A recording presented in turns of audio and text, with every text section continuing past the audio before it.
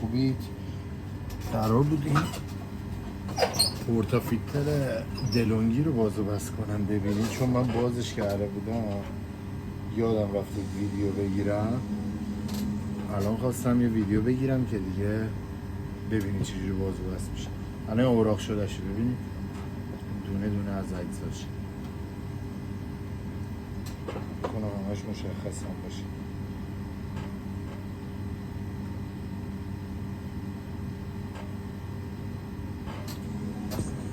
خب ببینید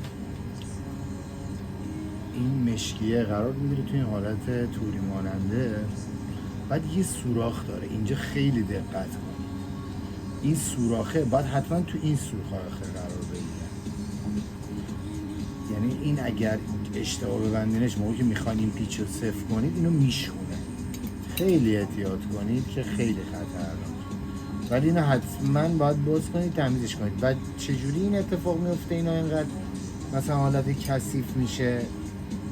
دلیل عمدش سر اینه که با آب قهوه رو موقعی میخواین قهوه تو فال قهوه رو بریزید دور، میان آب میگیرید داخلش. اگر این کارو نکنید خیلی عمرش میره بالاتر، اصلا به شدت.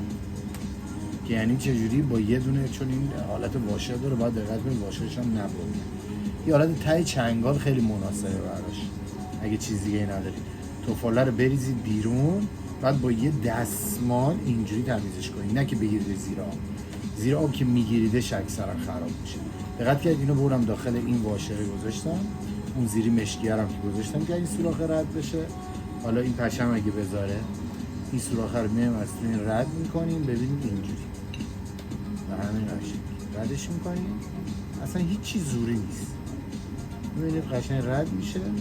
حالا اگه دیدید درست جا نرفت دوباره مثلا یه بار درش میارید، میزون ترش میکنید، میزون باید بره تو، یعنی بالانس، منظورم دو طرف بالانس باشه. ببینید دوباره یکم گیر کرد، یه ذره سفت هست ولی ضربه زوری نیست، یکم قلق داره. این سوراخ خیلی مهمه، این سوراخ خیلی الان کار در اومد. ببینید بعد حالا اینو اینجوری سفتش میکنیم، خیلی هم نیازی نیست سفتش، همینقدر کافیه.